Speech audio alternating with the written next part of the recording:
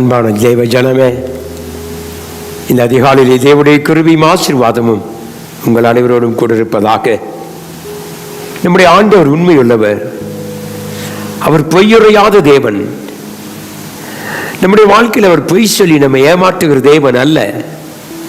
சில சோதனைகளை நாம் தாண்டி போகும் பொழுது கர்த்தர் நமக்கு உண்மையுள்ளவராகவே இருக்கிறார்.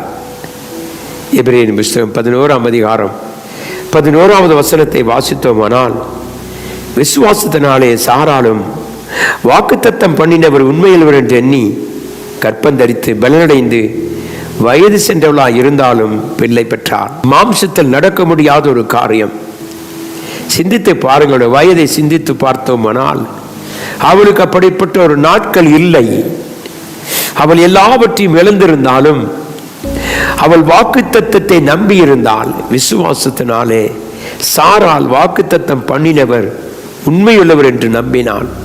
அருமையான தேவனிடத்தில் எல்லாமே இழந்து போனாலும் நம்பு, கர்த்தனை கைவிட மாட்டார். உன் நம்பிக்கையை கர்த்தர் அங்கீகரித்து ஆசீர்வதிப்பார். அவர் உண்மையுள்ளவராய் இருக்கிறார் என்று வேதம் சொல்லுகிறது. என அன்பான தெய்வ பிள்ளையே, சிந்தித்து பாருங்கள். சாராளுடைய எல்லாமே, மாம்சத்தின் பலன் எல்லாம் அற்று போய்விட்டது. அவள் இனி பிள்ளை பிறப்பாளாய் என்கிறதான ஒரு சூழ்நிலையிலே அவருடைய ஜீவியம் அமைந்ததை குறித்து வாசிக்கிறோமானால், இந்த காலவெல்லை கர்த்தருக்கு நம்பிக்கை தருகிறார். நான் இன்னும் உண்மையுள்ளவனாக இருக்கிறேன். உன்னுடைய ஜீவியத்திலே கர்த்தர் இன்னும் உண்மையுள்ளவராக இருக்கிறார். நாம் எத்தனையோ முறை தேவனத்தை விட்டு நாம் வெகு தூரம் போயிருந்தோம். உண்மையில்லை, கசப்பு, எழுப்புச்சல்கள், போராட்டங்கள், இவைகளில் நாம் தேவனை விட்டு வெளியேறி இந்த நாட்களிலே தேவன் தம்முடைய வாக்குத்தத்தத்தை குறித்து உண்மையுள்ளவராகவே இருந்தார். சிந்தித்து பாருங்கள். 25 ஆண்டுகள் ஓடிவிட்டாலும் கூட சாராளின் வாக்குத்தத்தத்தை கர்த்தர் நினைவு கூர்ந்தார். எனக்கு அன்பான தெய்வ பிள்ளையே, உனக்கு ஒரு வேளை கர்த்தர் கொடுத்த வாக்குத்தத்தங்கள் நாட்கள் கடந்து போய், வருஷங்கள் கடந்து போயிருக்கலாம். என் ஜீவியத்தில் ஏன் இப்படிப்பட்ட நம்பிக்கையிலேயே என்று சொல்லி நினைத்திருக்க கூடும் தெய்வ பிள்ளையானால், எத்தனை வருஷமானாலும் கர்த்தர் வாக்குத்தத்தத்தை நிறைவேற்றுகிற தேவனாக இருக்கிறார். ஆகவேதான் அவள் சொல்லுகிறார், கர்த்தாவே நீர் உண்மையுள்ளவரையா, இந்த உலகத்தில் ஒருவருமே உண்மை இல்லை, ஆனால் நீர் உண்மையுள்ளவராக இருக்கிறேன். உங்களுடைய வார்த்தைகள் உண்மையுள்ளதாக இருக்கிறது, உங்களுடைய சமூகம் உண்மையாக இருக்கிறபடினாலே நாங்கள் விசுவாசிக்கிறோம் என்று சொல்லுவோம்.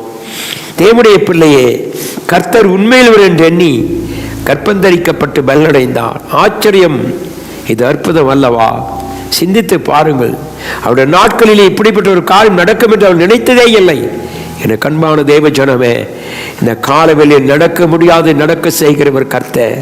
வெறும் தண்ணீரை ரசமாக மாற்றின தேவன், காற்றையும் கடலையும் அமைதலாயிரு இறையாது என்று சொன்ன தேவன் உன்னையும் நினைவு கூறுகிறவர், உனக்கும் உண்மையுள்ளவராகவே இருக்கிறார். ஆகவேதான் அவள் சொன்னான், ஆண்டவரே நீர் வாக்குத்தத்தத்தில் உண்மையுள்ளவர். நீ தேவனை அறிந்து ஆராதிக்கிற தேவ ஜனமே, இந்த சத்தியத்தை கேட்டுக்கொண்ட அருமையான பிள்ளையே, நாம் எத்தனையோ முறை கர்த்தரை விட்டு உண்மையில்லாதவர்களாக, அவருக்கு எதிர்த்து நிற்கிறவர்களாக, அவருக்கு எதிர்த்த நாட்கள் உண்டு கீழ்ப்படியாமையினாலே. ஆனாலும் கர்த்தர் சொன்ன வாக்கிலே உண்மையுள்ளவராக இருக்கிறார். இந்த காலவில் இந்த நம்பிக்கையோடு தேவ பிள்ளைய, கர்த்தாவையை நீர் வாக்கு பண்ணினவர் உண்மையுள்ளவர். அந்த நம்பிக்கையோடு இந்த நாளை நாம் தொடங்குவோம். உன் எதிர்காலம் கர்த்தருடைய கையில் அற்புதமாக இருக்கும். கண்களை மூடி ஜெபிப்போம். ராஜாதி ராஜனும் தேவாதி தேவனும் கர்த்தாதி கர்த்தருமாக இருக்கிற எங்கள் அன்பின் தெய்வமே, இந்த காலவெளியில் நீர் உண்மையுள்ளவரையா. எத்தனையோ முறை நாங்கள் உண்மையில்லாதவர்களாக இருந்தோம், உமக்கு எதிர்த்திருந்தோம், மணியாயத்தில் விழுந்திருந்து எங்களை தூக்கி எடுத்து எங்களை நிலைநிறுத்தினதுக்காய் ஸ்தோத்திரம். கர்த்தாவை உடைய வாக்கு தத்தத்தை நீர் எங்களுக்கு நிறைவேற்றுவீராக. இதை கேட்டுக்கொண்டிருக்கிற அருமையான தேவ பிள்ளைகளுக்கு வாக்கு தத்தங்களை நினைவு கூறு தேவன் என்பதை நீர் ஆண்டவரே அவளுக்கு வெளிப்படுத்துவீராக. ஆசீர்வதியும். தொடர்ந்து உடைய கரம் இருக்கும்படியாய் இயேசுவின் நாமத்தில் ஜெபிக்கிறேன் எங்கள் அன்பின் நல்ல பிதாவே, ஆமென். கர்த்தர் உங்களை ஆசீர்வதித்து மகிமைப்படுத்துவாராக. ஆமென்.